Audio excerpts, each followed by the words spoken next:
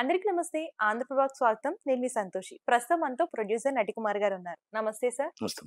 Sir, ఎన్నడూ లేని విధంగా కడపలో మహానాడు కార్యక్రమం ఘనంగా ఏర్పాట్లు చేస్తున్నారు.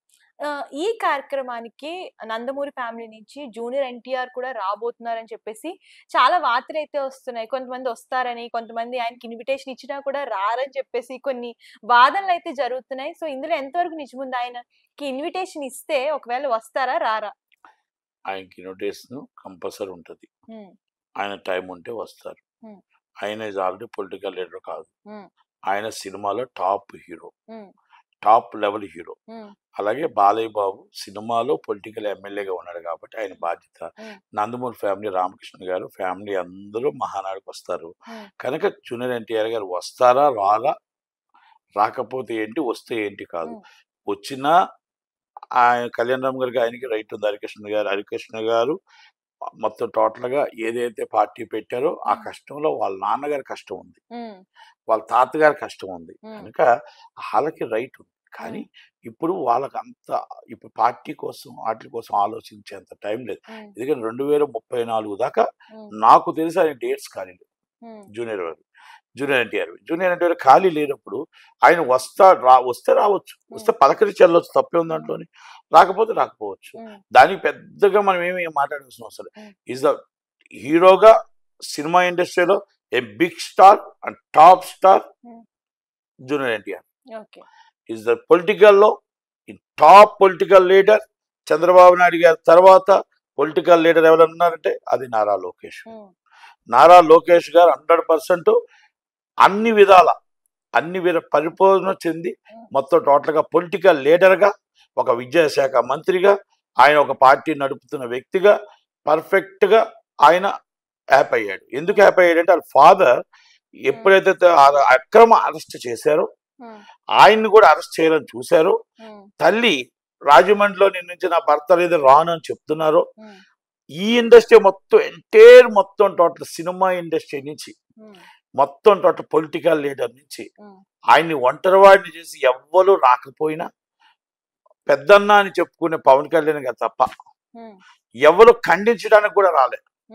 ఖండించడానికి కూడా భయపడ్డారు. అంటే ఇది తప్పు, అక్రమ అరెస్టు అని ఖండించడానికి కూడా చాలా మంది భయపడ్డారు.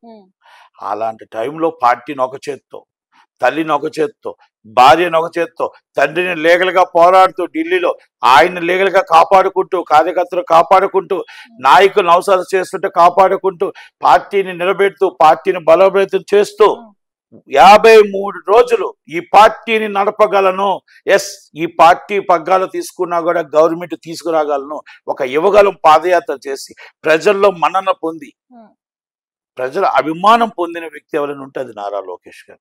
ఇది నేను పొగట్లేదు. ఈజ్ రియల్ గా ప్రతి ఒక్క వ్యక్తి కూడా ఆయన కోసం చూశారు, ఆయన కోసం బాధపడ్డారు, ఆయన చేసిన మొత్తం టోటల్గా ఆయన కష్టం చూశారు. కోట్లమ్మట, అక్కడమ్మట, ఎక్కడెక్కడో తిరిగి తిండి తిన్నాడా, ఏం తిన్నాడో తెలియదు. ఈ రోజు ఆ తండ్రిని కాపాడుకున్నాడు, పార్టీని కాపాడుకున్నాడు. పవన్ కళ్యాణ్ గారి సహాయంతో మొత్తం గవర్నమెంట్ ఈరోజు కూటమి గవర్నమెంట్ నిలబడ్డారు. పెద్దమ్మ సహాయంతో అమిత్ షా గారిని కలిశారు, ఉన్నది చెప్పగలిగారు. ఏదేదో మొత్తం టోటల్గా ఒక హిస్టరీ రికార్డు చేశారు. కాబట్టి రేపు మహానాడులో ఆయనకి జాతీయ పగ్గాలు ఇచ్చినా, పార్టీ బాధ్యతలు ఇచ్చినా, ఏది ఇచ్చినా బ్రహ్మాండంగా చేయగలడు, నిలబెట్టగలడు, కార్యకర్తలు కాపాడగలడు, కార్యకర్తలు నిలబెట్టగలడు, కార్యకర్త బాధను చూడగలడు, కష్టాన్ని చూడగలడు. కార్యకర్తకు టోటల్గా ఫ్యామిలీకి కూడా ఇన్సూరెన్స్ చేయించే ఘనత ఎవరికైనా ఉందంటే వాళ్ళ ట్రస్ట్లో వాళ్ళకి ఉంది. ఈరోజు కార్యకర్త ఏమైనా చనిపోయినా కానీ కార్యకర్తకు ఏమైనా ఇంటికి డబ్బులు వెళ్తున్నాయి. అంటే అంత పర్ఫెక్ట్ పకడ్బందీగా పార్టీ పెట్టారు. ట్రస్ట్ లో వాళ్ళ అమ్మగారు ఆయన చూస్తున్నారు. కనుక అంత ఆయనకు ఉంది కాబట్టి, విజన్ ఉంది కాబట్టి. అంటే మీరు అంటున్నట్టు చంద్రబాబు నాయుడు గారి స్థానాన్ని లోకేష్ గారు రీప్లేస్ చేయగలరంటారా? పొలిటికల్ లీడర్ గా ఆయనే నాయకుడు. చంద్రబాబు గారి తర్వాత నాయకత్వ లక్షణాలు ఉన్నది లోకేష్ గారే. రేపు పార్టీ పగ్గాలు పట్టవలసింది లోకేష్ గారే. ఈ మహానాడులో ఏదో ఆయన కీలక పదవి ఇస్తారని అనుకుంటున్నారు.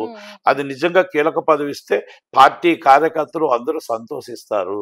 ఎందుకంటే కార్యకర్తలతో కలయికలో కానీ మాట్లాడడంలో కానీ ఆయన వాట్సాప్ గ్రూప్లో ఫాస్ట్గా పంపించడంలో కానీ ఆయన మొత్తం టోటల్ మెయిల్లో పంపించడం కానీ మీటింగ్లు పెట్టడంలో కానీ ఇచ్చాపురం నుంచి సోలూరుపేట దాకా ఇచ్చాపురం నుంచి అనంతపురం దాకా ప్రతి కార్యకర్తని పేరుతో పిలగా ధైర్యం దమ్ము ఉన్న వ్యక్తి ఎవరుంటా ఆయన లోకేష్ గారి. ఎందుకంటే ఏం కుమార్ అన్న బాగున్నావా, ఏం తిరుమల బాగున్నావా, ఏం శివ బాగున్నావా అని పేరు పెట్టి పిలిస్తే ఉన్నారంటే అది ఆయనే షార్ట్ టైంలో. కనుక అందుకే అంటాను నేను ఆయనకి పగ్గాలు ఇచ్చి ఆయన పార్టీ డెవలప్ చేసి కార్యకర్తలకు అండగా ఉండటానికి ఆయనకి ఇస్తే బాగుంటుంది. అలాగే రేపు కాబోయే ఆయన సీఎం ఎవరు చంద్రబాబు నాయుడు కదా కాబోయే సీఎం కానీ వారసుడు కానీ ఆయనే. వారసుడు అన్న మాట పక్కన పెడితే ఆయన పరిపూర్ణంగా ఏ బాధ్యత ఇచ్చినా కూడా నిర్వహించగల ధైర్యం దమ్ము ఉంది కాబట్టి, ఆయన నేర్చుకున్నాడు కాబట్టి, ఆయనకి ఏది ఇచ్చినా నడపగలడు అనే నమ్మకం ఉంది కాబట్టి అది ఏది ఇచ్చినా ఒక పార్టీ కార్యకర్తగా నిర్వహించగలడు అని మనం చెప్పగలుగుతాం. అదే జూనియర్ ఎన్టీఆర్ గారి cinema field is top. Balakrishna గారు డిఫరెంట్. బాలకృష్ణ గారి తర్వాత వాళ్ళ కొడుకు రావచ్చు, మోక్షించి రావచ్చు. కానీ నందమూరి తారక రామారావు గారు డిఫరెంట్. నందమూరి జూనియర్ ఎన్టీఆర్ గారు చాలా డిఫరెంట్. ఆయన సినిమా ఇండస్ట్రీలో ఆయన్ని మించిన వాళ్ళు లేరు. టాప్ 4-3 ఆయన ఈజ్ డిఫరెంట్. అంటే అందుకే పొలిటికల్లో ఈయన కలపకూడదు. అంటే మీరు అన్నట్టే ఇప్పుడు పెద్దన్న ఎన్టీఆర్ గారు కూడా సినిమాల్లోని చేశారు, అలాగే పొలిటికల్ గా కూడా బాగా రాణించారు. సో ఆ పరంగా చూసుకున్నట్లయితే ఇప్పుడు అంటే పవన్ కళ్యాణ్ గారిని కూడా చూడొచ్చు. సో సినిమా అలాగే పాలిటిక్స్ ని రెండు బ్యాలెన్స్ చేస్తూ చేస్తున్నారు కదా.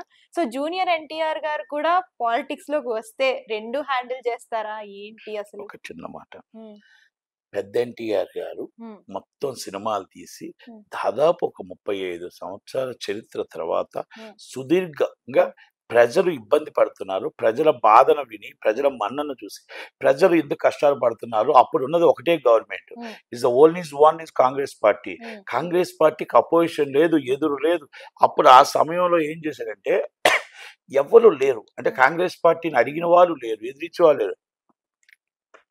అప్పుడు నందమూరి తారక రామారావు గారు అవసరం ఉంది. నందమూరి తారక రామారావు గారు అవసరం ఉంది ఒక తెలుగు వాడిగా. ఆయన అప్పుడు ప్రాంతీయ పార్టీ పెట్టాలి అనుకున్నాడు.